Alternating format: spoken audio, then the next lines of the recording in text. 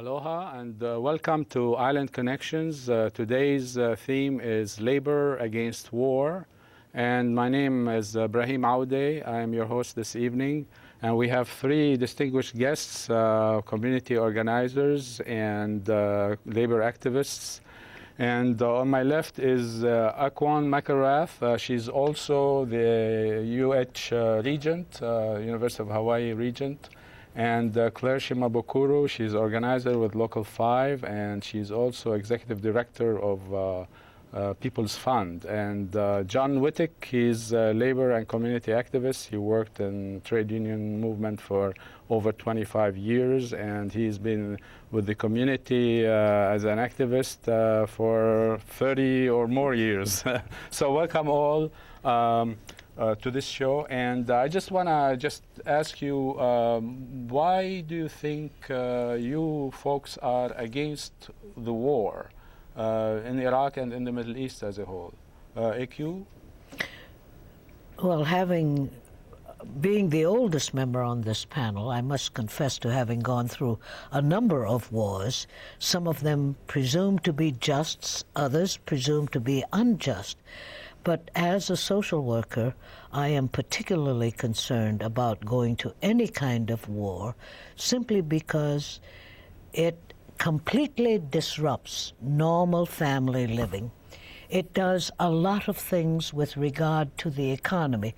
For example, spending money on armaments, which probably should, in the long run, be spent for things, certainly in our particular time, for health care, which is in a shambles, for education, which is also in a shambles because we are unwilling to give money to either health care or to education in large amounts, and to the environment.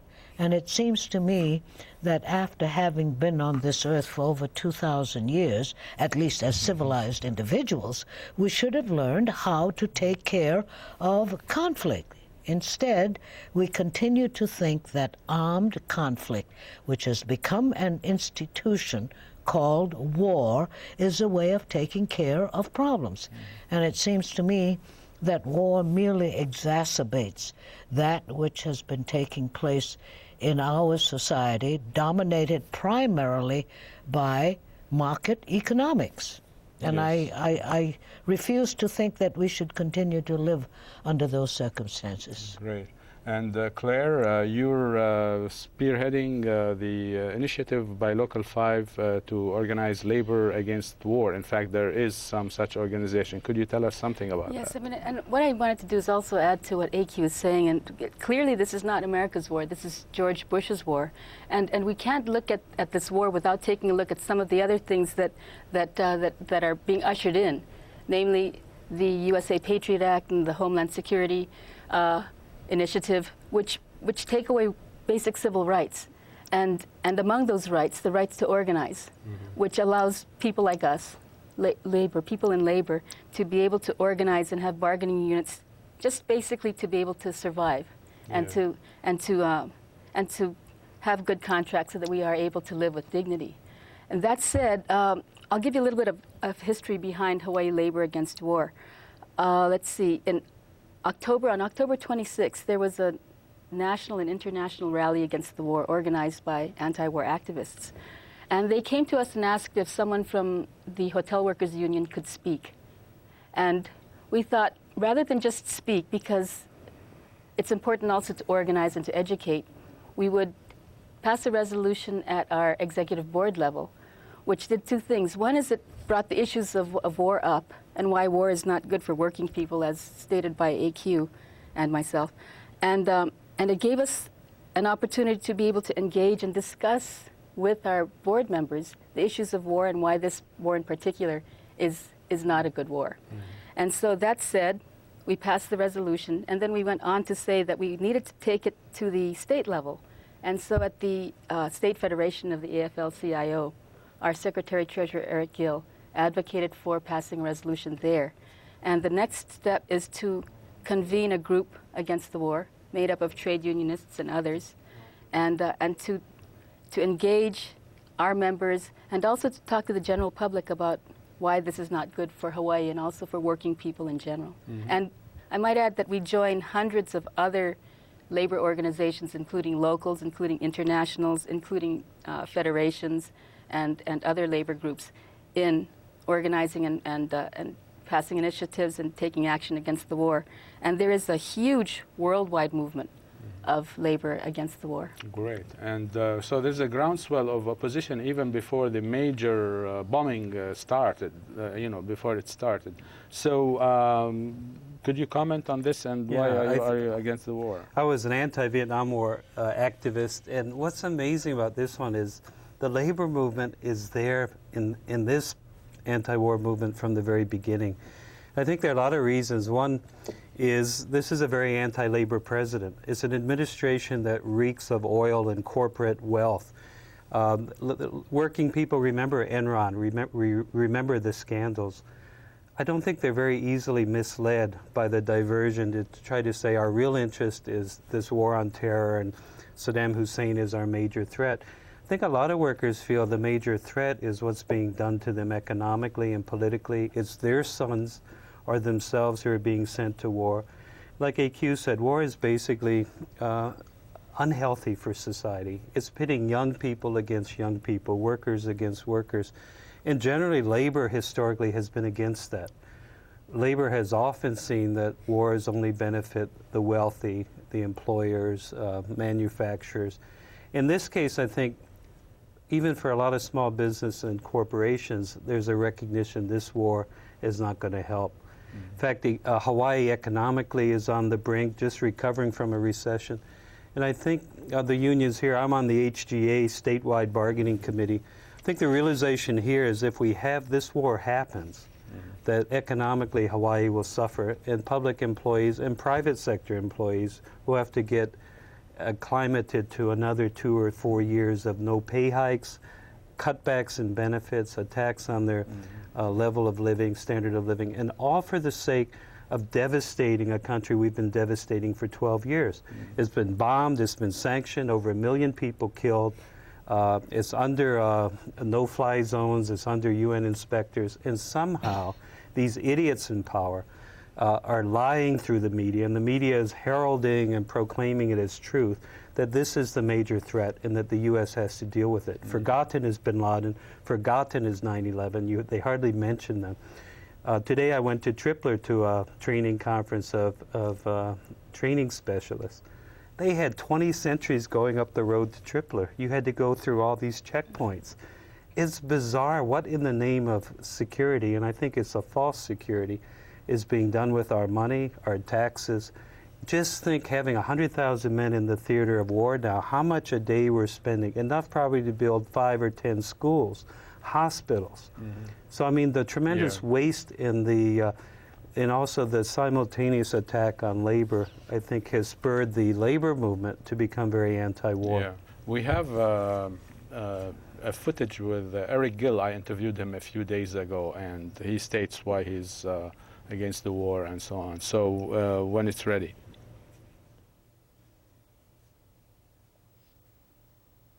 Is concerned about this war because basically it's a guns or butter thing. You know, where does society put its effort into, trying to secure oil or, into taking care of the working people of the country?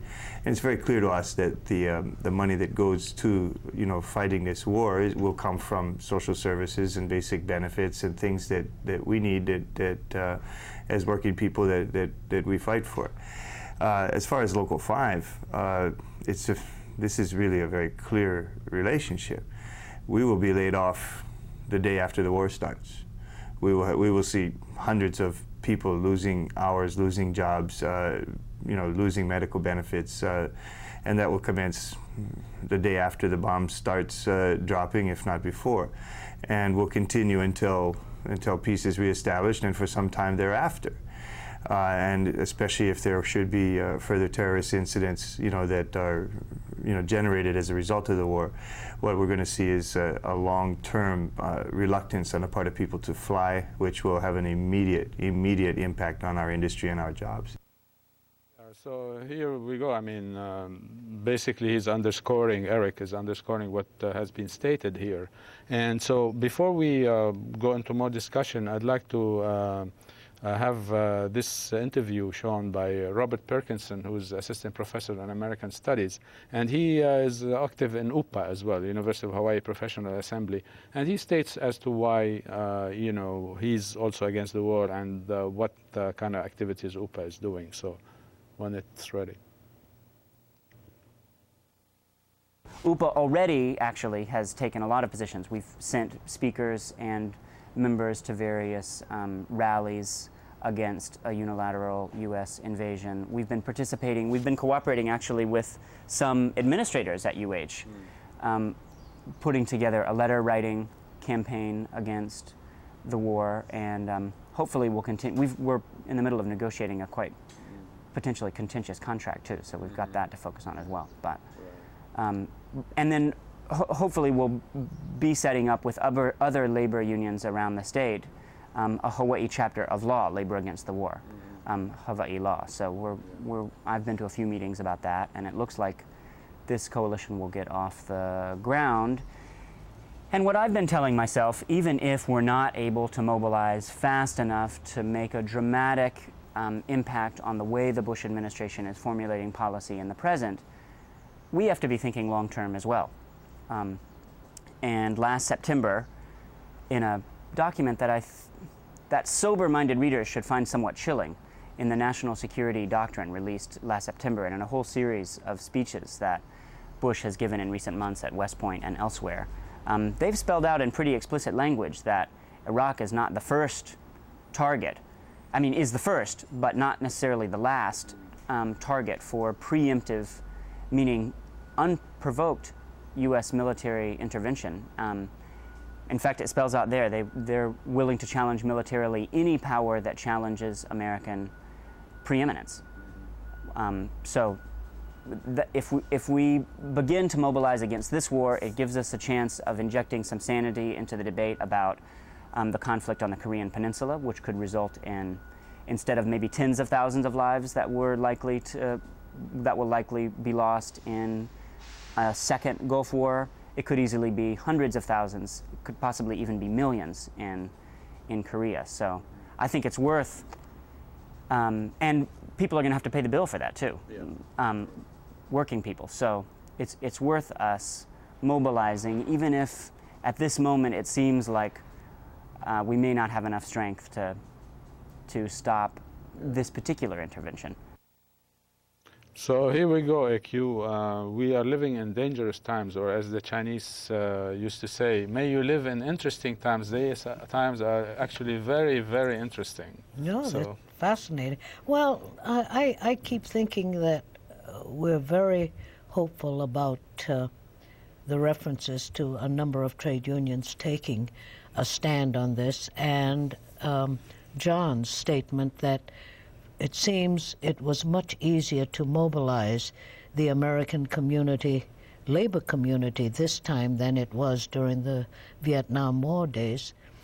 However, it is very clear that there was reluctance in the beginning, as evinced in Sweeney's rather weak statement of October 2002, when he talked about war being a last option.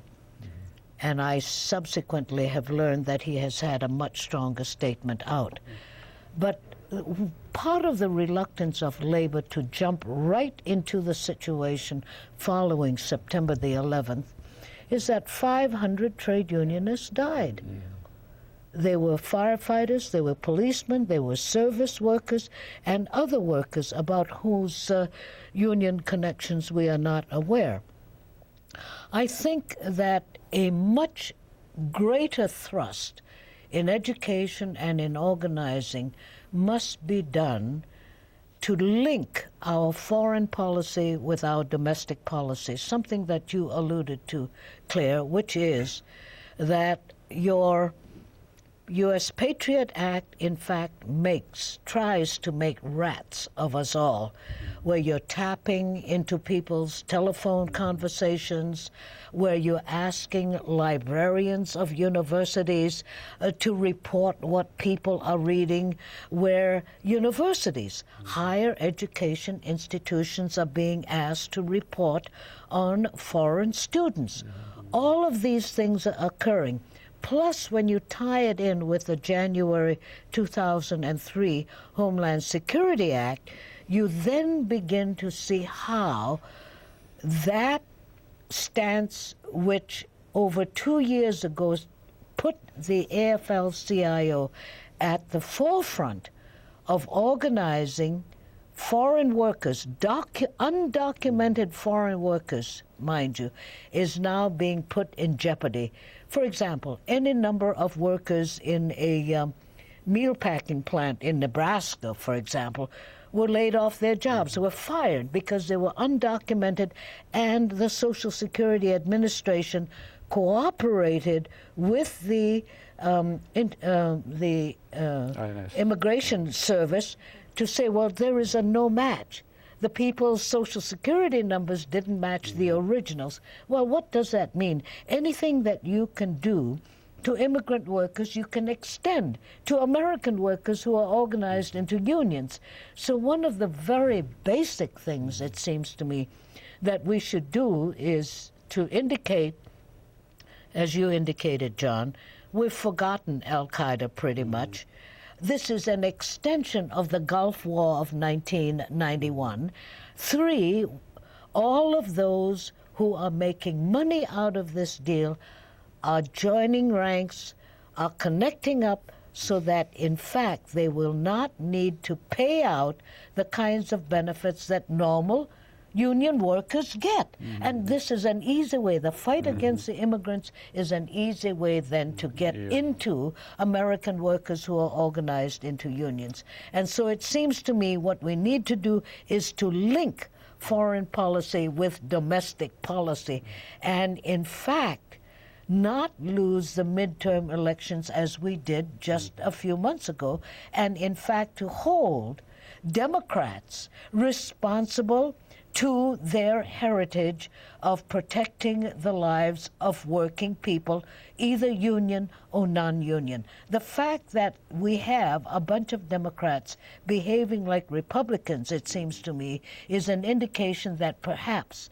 the labor movement is not as strong as it should be, has not gone out and done the kinds of job that it did in the previous midterm elections, which was 2002, when we almost succeeded in winning back the Democratic majorities in both the House and the Senate. We were that close.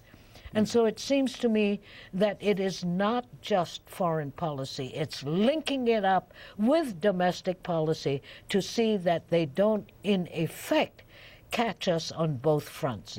And the minute the American working class begins to see that, then it seems to me they would be much more willing to do the kinds of things that they did, for example, in Seattle. Not just pass resolutions and write letters, how important they are, but to really get out on the streets and say, we will not be crushed by a war which has absolutely no meaning and whose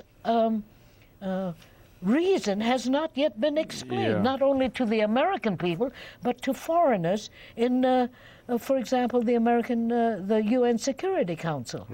There is much, as you indicated, much resistance against their participating in a war in Iraq. In fact, let's watch, I interviewed Dean Aligado, Department Chair of Ethnic Studies, and he's talking about how the movement is building slowly. And then we can have more discussion on that. So let's go. I think it's building up slowly. Unlike the earlier anti-war movement that many of us were involved in during the Vietnam War era, there was no draft.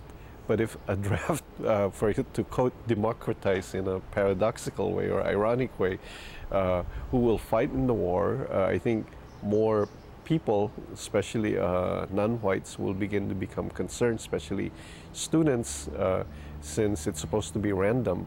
So right now, it's really those who are not in school and who cannot find regular jobs and are struggling economically, who are forced to join in the service. And it's people may dispute the percentages, but it's, I would say, a lot of the rank and file or the cannon fodders that will be marching into the war, many of them will be people of color and children of working class people. So I think as the rhetoric of patriotism and things like that becomes more exposed, that more organized sectors of the public will begin to come out, including labor. In my view, I see the opposition to the war growing. And last night, as I was telling you earlier, I was checking out the internet, and I think there are almost 100 cities now and city councils that have came out with resolutions opposed to the war, as well as critical of some of the negative side, and it's almost all negative, of the Homeland Security U.S. Patriot Act. So that momentum is growing. I know a lot of people don't keep up with those things, but there is a grassroots movement that's beginning to build up. Yeah, so Claire, here we're talking about a real initiative against the war by the grassroots throughout the country, and of course, as you said, globally as well. But could you speak more specifically as to who in the labor movement is beginning to organize against the war here and also nationally? Well, a few nationally. A few organizations come to mind, certainly the United Electrical Workers, the International of the AFSCME, and others. And locally, there have been various participants from different unions. And one of the things I wanted to mention with regard to what AQ said about the anti-immigrant initiatives or the anti-labor initiatives is one of the participants of our Hawaii Labor Against War group is someone who belongs to the AFGE, American Federation of Government Employees. And the Homeland Security Act literally busts their union. They stand to lose 30 to 40,000 members in their union. And the HERE, the Hotel Workers Union, the backbone of our union is immigrants, is immigrant labor. And shortly after September 11th, some of our members were detained merely because they were immigrants. And coincidentally, it also happened to be during a time when a contract was being negotiated.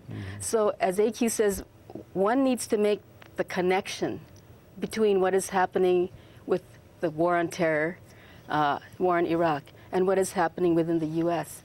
And I think it is something that appears to be happening very slowly. But when we compare that against this time during the war in Southeast Asia, there's actually quite a bit of organizing going on. I don't think that that before the bombs dropped, there were hundreds of labor unions taking stands on war, talking about participating in demonstrations and talking about going to their members and really speaking to them on a grassroots level rather than just having words. And so we're seeing just the beginnings of this. I understand that in England, trade unions are promising that there will be labor unrest if Tony Blair continues to be the lapdog of George Bush. Yeah, that's good. I want to remind our viewers that we welcome your comments and questions. On Oahu, you can call 956-5670, and on the neighbor islands, 1-800-342-7949. So we'd love to hear from you. Before we go and have more discussion, I am on the same kind of topic. I interviewed Eric Gill also, and it's a short interview, so when it's ready. We're just getting the initiative started. I think overall I've been very happy with the response. The other unions in the Federation unanimously supported our initiative to take a stand on the war. So we're coming up with our next plans, and we'll see how well they respond in terms of actually turning members out. And of course, we have to build into our campaign how to get our message out, to the rank and file or to the rank and file leaders and get them organized on it. Yeah, so John, you're also been active in the labor movement for a long time. So, and you have your own perspective in terms of the war that has been expressed so far. So, what do you think would reinvigorate labor so much so that it can not only lead a coalition against the war that is labor against the war, but communities that are not in the labor movement as such, but the larger community? Any views on that?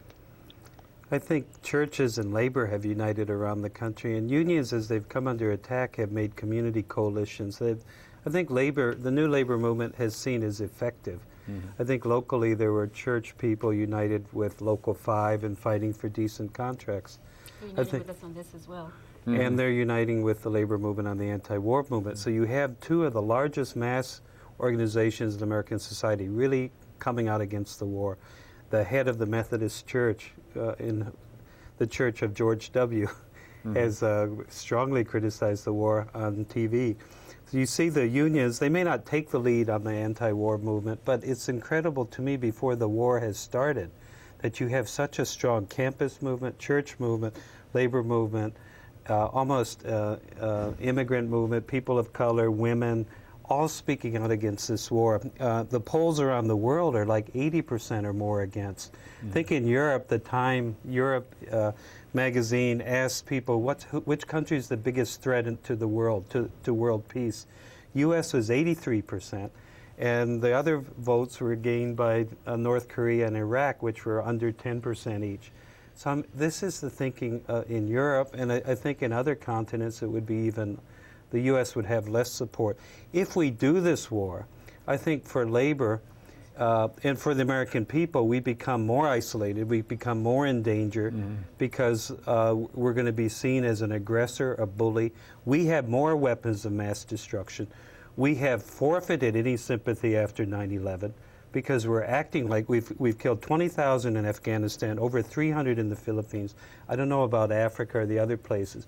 But the war on terror is really isolating the U.S. and creating so many victims. We lost 2,500 people, 9/11.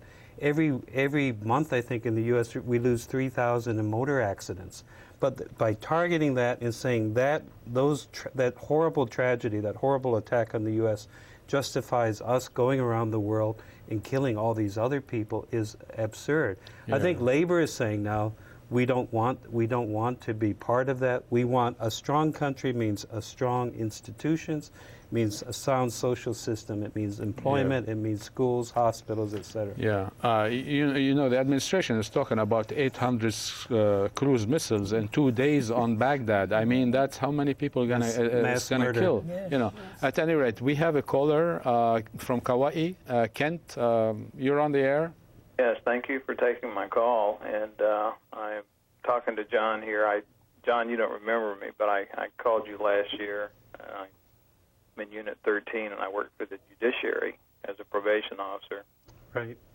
And aloha. Aloha to you.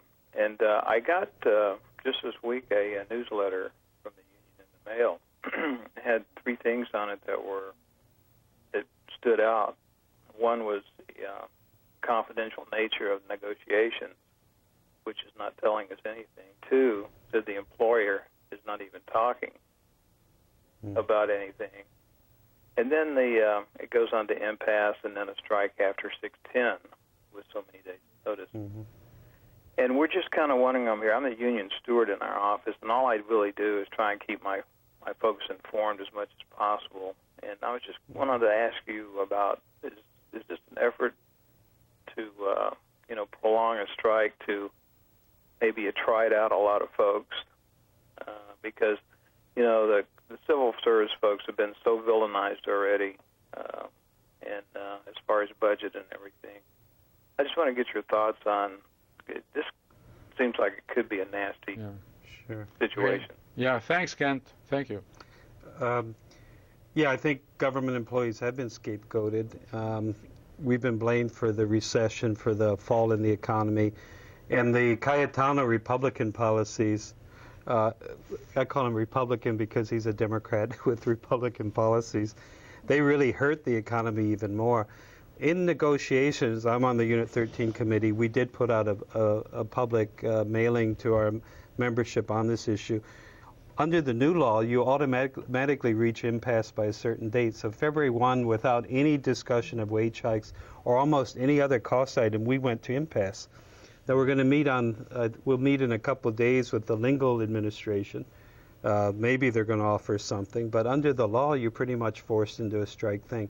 One thing that is clear to the negotiating committee, and the state is already hinting, if there is a war, Hawaii, workers are going to be laid off, tax revenues are down, and don't expect any pay hike. So that definitely will affect us. So all our negotiating committees should take a stand against the war, because it's devastating, not only because of all the people we're going to kill, but also because we're going to harm the jobs and the living standards of people in Hawaii for decades to come, leave a huge debt, probably $200 billion to our kids, and completely ruin a large part of the world. Yeah.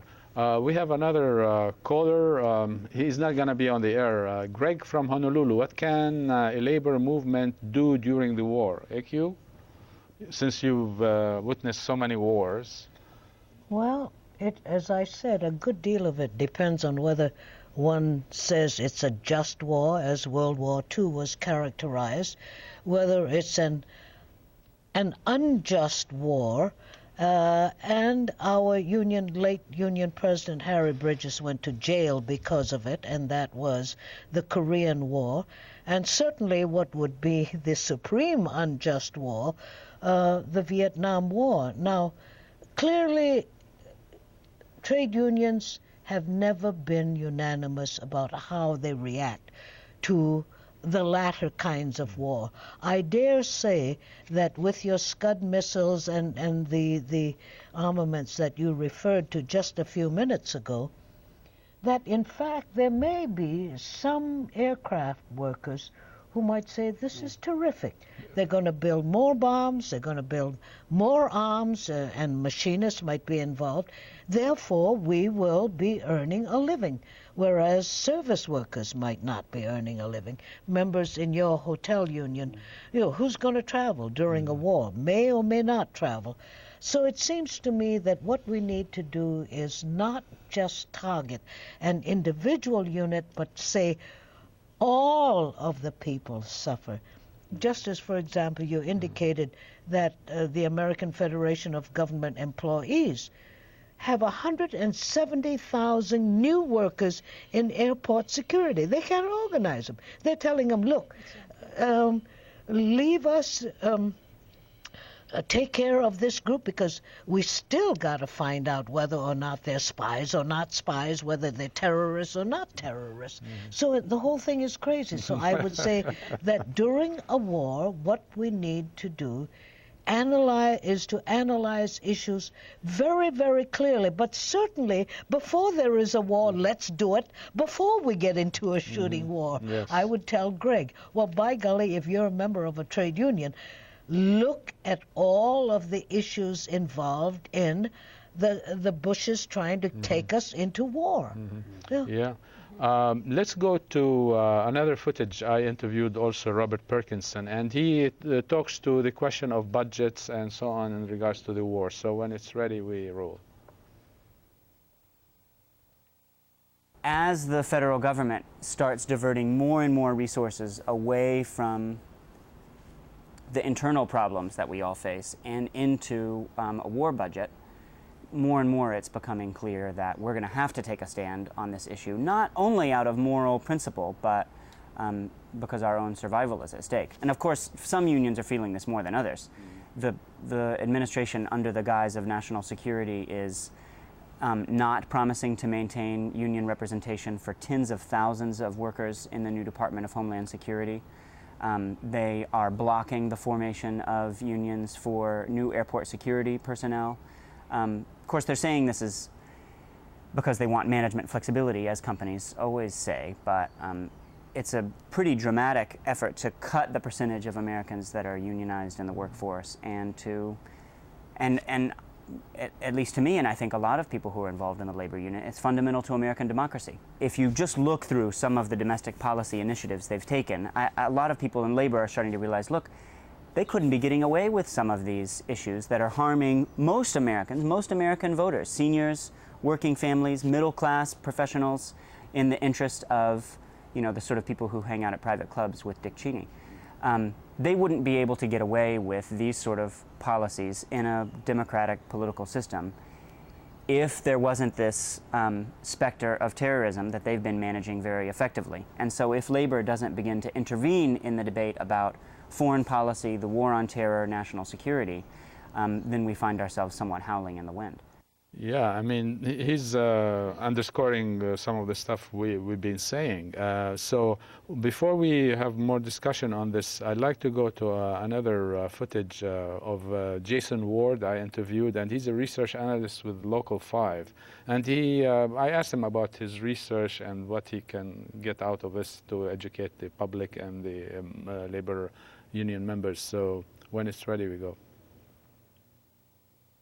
One of the things that I've been looking at is other groups and other organizations and events that are being planned nationally and internationally by labor and other groups against the war. And one thing that strikes me as particularly amazing is the level of opposition from labor to this war. I mean, the war hasn't even started yet, and you have, I think there's about 9 major international unions that have passed resolutions against the war. There's been a founding conference for United States Labor Against War, which includes organizations that directly represent at least 4 million workers in the United States alone. And that kind of labor activity is being witnessed, around the globe. But in terms of the U.S. and labor's role in this is particularly amazing, because if you compare it to the Vietnam War, obviously labor did not really take a position on that, and to the extent that it was involved, it supported the war. Yeah, so Claire, I mean, here is Jason using his research to inform the public and the membership about that. So what are some of the things you're going to be doing in terms of building up this labor against the war in the next, let's say, month or so? Will you be inviting more trade unions to come over and join and yes, all that? First, as a matter of fact, the first thing is the State Federation today sent out a cover letter to every union in Hawaii, talked about the need to take a stand, also sent a copy of the resolution that was passed, taking a stand against war with Iraq and against the USA Patriot Act and the Homeland Security Act, and then inviting each union to send a representative to the Hawaii Labor Against War group, and then to use the experiences of the various locals that are already active in the war as far as taking the issues of war to the very basic level. In our case, we have committees, workplace committees that are organized by property, and each of those committees will have a presentation about what the issues are with regard to war. And in our case, it hits home right away, because as Eric said, the day after the bombs drop, we'll be laid off. Mm-hmm. And we're in the middle of contract negotiations. And the only way to ensure that we will have a good life is, as John said, is to oppose this war.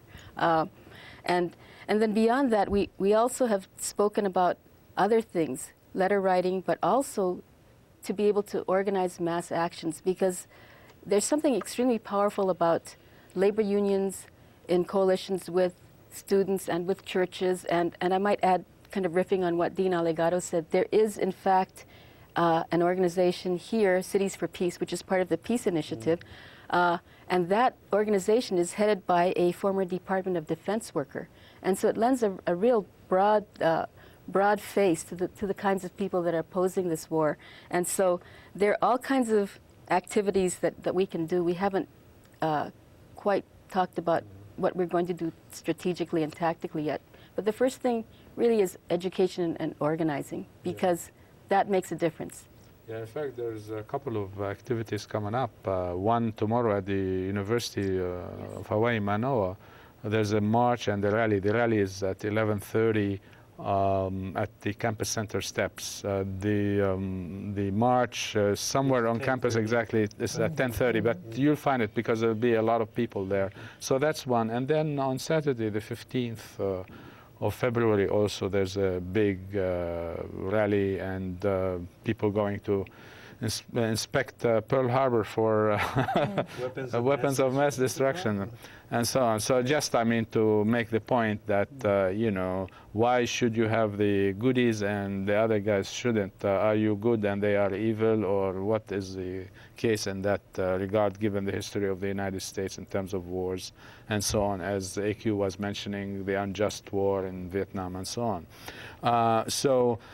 The other thing is that the impact, as we have said, on the on Hawaii and Hawaii's people. I'd like to go to Dean Aligado, whom I asked about, you know, what would Lingle do and what about the state budget and so forth. So we'll talk about, you will watch this and then talk about this kind of stuff, because Robert Perkinson was talking about the federal budget and Dean now is talking about the state budget, and Linda Lingle. Lingle, as a Republican, has pretty much to support the position of the National Republican Party, including Bush. So it's going to be hard for her to get away from that. And already in the last few days, we've seen that her proposed budget is going to include large amounts of cuts, including in the both higher and lower education. So that's going to be tough with airlines going down like United and American and so on. People will be less likely to travel, including those coming from overseas like Japan. Yeah, so AQ, we're talking about education. Since you are a regent at the UH system, could you tell us more about what Lingle is talking about, what she promised and what she's going to deliver, or you think she's going to deliver, and how we are taking it in terms of the University of Hawaii? Well, as with Local 5, the University of Hawaii is in negotiations with the state. And I have the unenviable position of being part of the employer as a member of the Board of Regents. Can you imagine me being in that situation? But in any event,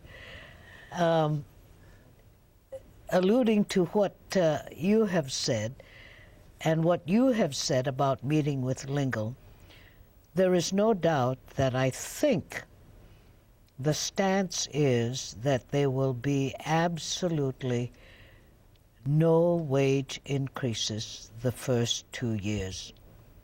This is understandable when you consider that even the Council of Revenues is beginning to downplay the increases that they felt would be taken in. Just on driving here, a radio broadcast said that the collections in taxes for January 2003 was something like 9% less than the collections which were made in January 2002. So that gives you some idea of the faltering revenue picture of the state of Hawaii.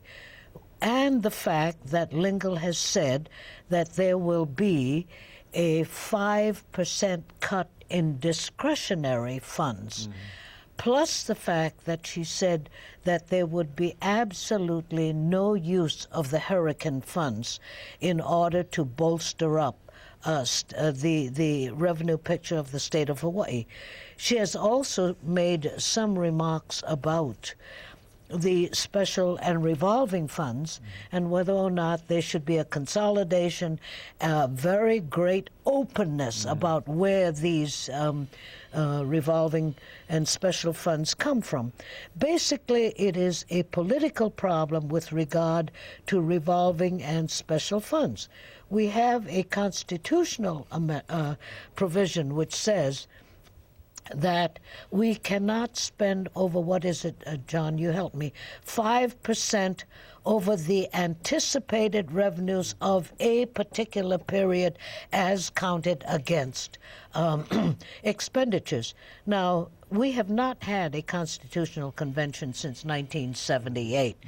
When, in effect, it has been said that we should have one every 10 years. Unless you are willing to take a look at certain parts of the Constitution, then you will always be confronted with this particular problem. The objection to it is that everybody will put everything on the table, and then you will not be able to accomplish that which a constitutional convention was called for in the first place. There is no doubt that with the various kinds of cuts, for example, proposed for A-plus program, for our library system, which is part of the Department of Education, the closing of the bookmobiles, the operation only for 40 hours per week and for specific days of the week, indicate to us, and certainly would indicate to the public, that if we were to have a war, all bets are off. It would seem to me that even given what appeared to have been a recovery, a slow recovery from 9/11, if we were to go into Iraq in a war, all of that rather hopeful, somewhat optimistic feeling will go down the drain. There is absolutely no way in which, with layoffs, with people not coming to Hawaii, that we can even sustain that kind of optimism that occurred even before we were talking about going to a war in Iraq. Yeah. More on the federal budget from Robert Perkinson, and then we can have a discussion when it's ready. The Bush administration now is proposing to pass a budget that would rise the deficit above the record levels set by his father back in 1992 for the first time. We've been moving toward a period of more balanced budget, which really, for working people, means when you've got trillions of dollars in debt, it means a larger and larger proportion of every one of our tax dollars goes to pay interest, mostly to wealthy investors and to banks. So for all of us, we have some interest in having something closer to a balanced budget than what they're proposing, especially when the reason that the budget is not being balanced has to do with the $1.6 trillion tax cut that the Bush administration is proposing, which is really so tilted toward the extremely wealthy, it's not even a kind of poor against the middle class, but it's really a kind of giveaway to the extreme rich. It's actually, in absolute dollars, it's the largest transfer of wealth from middle class and working class Americans to the extreme rich, the kind of multimillionaire sets who own their own planes in world history.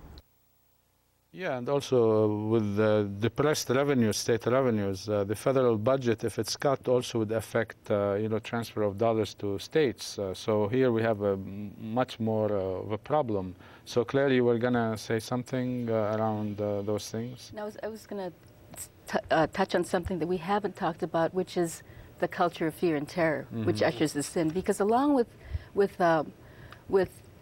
the rich literally getting richer, as Bob says, and with people in fear of losing their jobs, and with some people, or as AQ said, with some people who might be working in the defense industry having jobs, there suddenly is created more and more divisions, or the illusion of divisions. And one of the insidious initiatives is called TIPS, a Terrorism Information and Prevention System, which sort of coerces workers and other people to spy on each other. And if we stop to think about what kind of culture that creates, one can't help but think about Nazi Germany. And so rather than despair, I think there are some concrete ways, and I'll go back to some specific ways that we in labor can fight against these. And I'll give an example is we have a wonderful organizer at the Hilton Hawaiian Village by the name of Adore Udani. And she took a case that happened just a couple of months ago. One of the workers at the Hilton Hawaiian Village was basically summarily fired over the phone by a human resources person because his temporary alien card had expired. His permanent one was being processed because he's applying for citizenship, but his work permit is still good. And we have to think, would that occur, someone firing someone verbally, summarily off on the phone, if there wasn't this culture of fear? And so what Adora did was she took the case on. She argued for replacement, for the restoration of the job, and also for back pay. And I think in answer to some of the questions that were asked before, what can we do in labor? And I think these kinds of things are going to be happening more and more. And so those people who are active in the business of their unions need to be very vigilant and need not to be afraid to fight these initiatives, because the more one creates a culture of fear, the more fearful one a society becomes. And so, but there are ways for us to really use what we have so far in terms of what we've gained with the right to organize and with labor and others, and continue to keep doing that, because then we do have the opportunity to have optimism, as AQ in says. In fact, there's this Patriot Act 2 is being talked about now. And the question is now, they give it to us slowly. First was the immigrants, and now the citizen. Yes.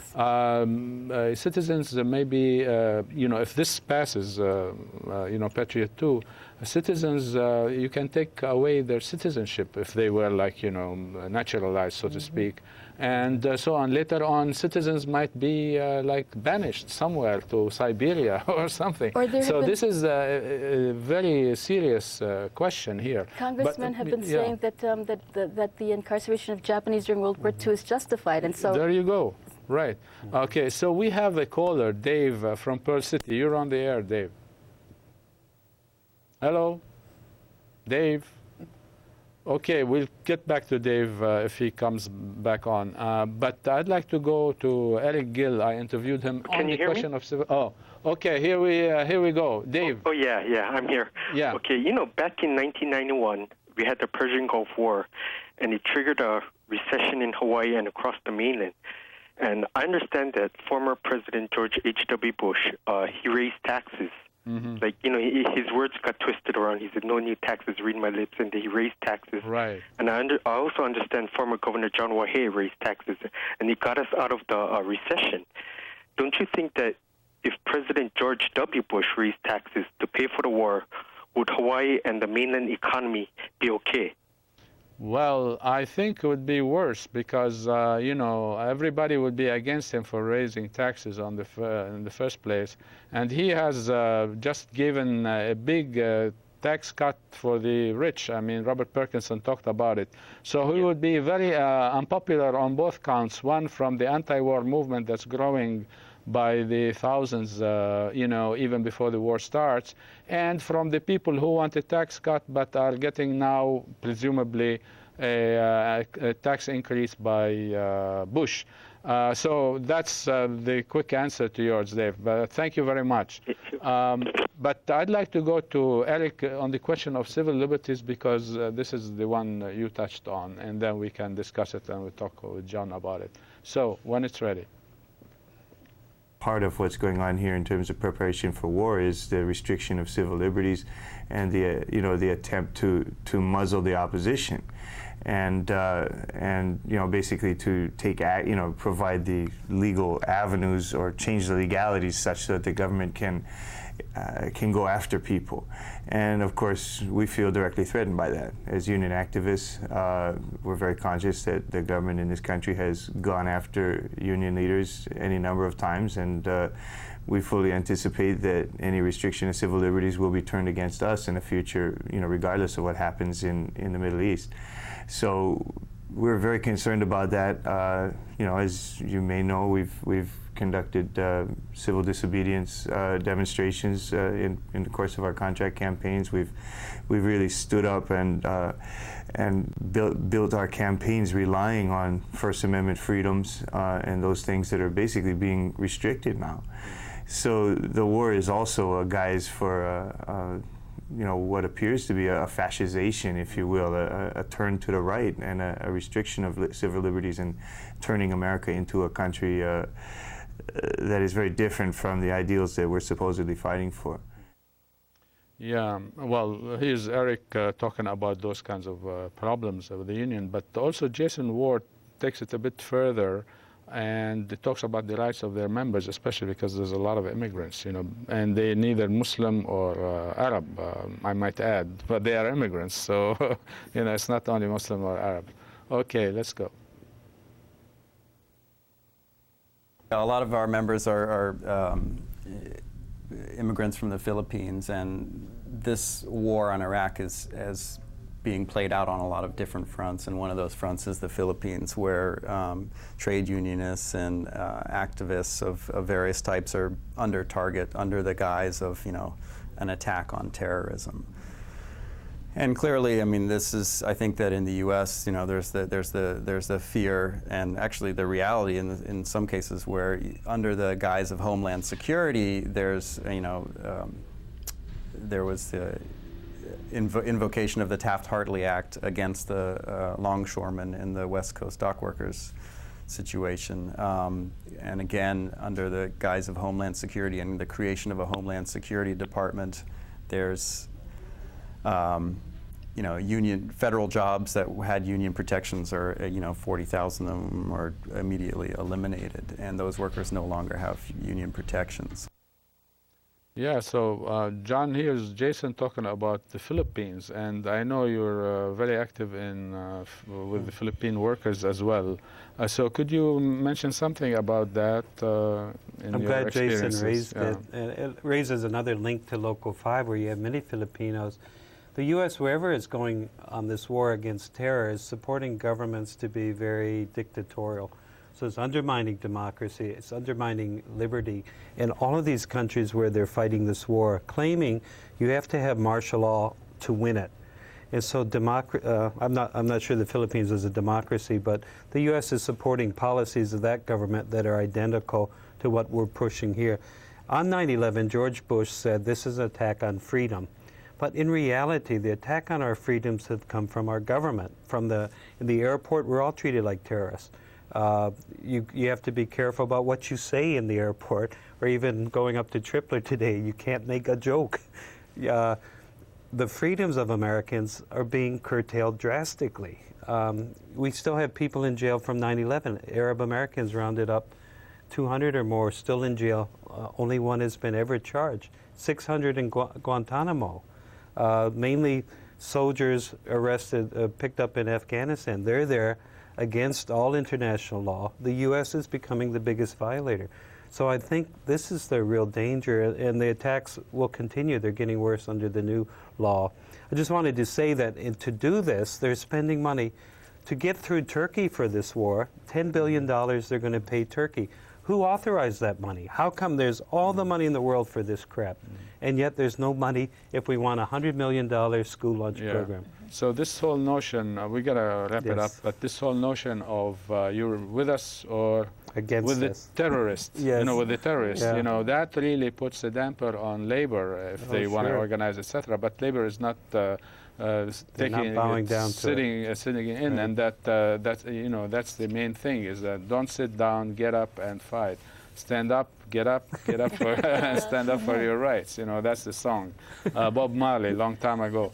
But thank you very much for you coming and sharing your views with us, and thank you, our viewers, and hope to see you next time in March. We'll have a good one for you again. So thank you very much. So there you go.